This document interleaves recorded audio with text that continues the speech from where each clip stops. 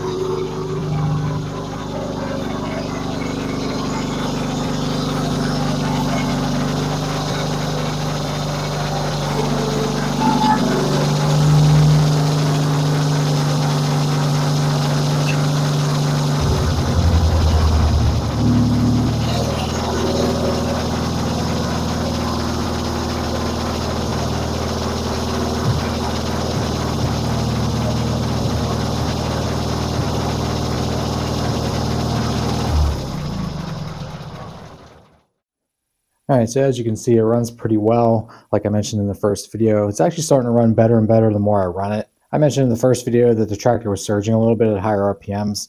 That seems to have gone away for the most part, as you can tell.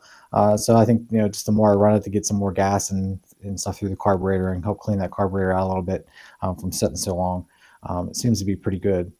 I still haven't touched the carburetor for settings or anything like that yet. It doesn't seem like I'm really need to at this point, but I'll probably go by the manual and start over from scratch and then adjust the carb. And I still need to take care of things like spark plugs and points of condenser and stuff like that. So quite a bit of maintenance left to do on this thing, but so far I think I got a pretty good foundation. Doesn't appear to be a whole lot wrong with the tractor other than a few odds and ends like I mentioned before. Probably the only real nagging thing that I've noticed so far is that the speed control doesn't seem to maintain its speed very well if you let off the lever. So I'll have to look into that and see if I need to make any adjustments or replacements of parts anywhere there.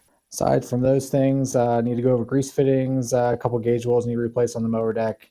I mentioned earlier that I probably will rebuild the mower deck anyway as far as the bearings and stuff are concerned. So look for that in a future video where I'll probably pull this deck off and tear it apart. All right, everybody, I think that's going to be about it for today's video. Like I mentioned in the first video, this was sort of a gamble when I bought it. I wasn't able to hear it run. But getting it home here and getting it going, it seems to be a pretty good tractor. So that gamble seems to have paid off. All right, everybody, thanks for watching today's video, and I'll see you on the next one.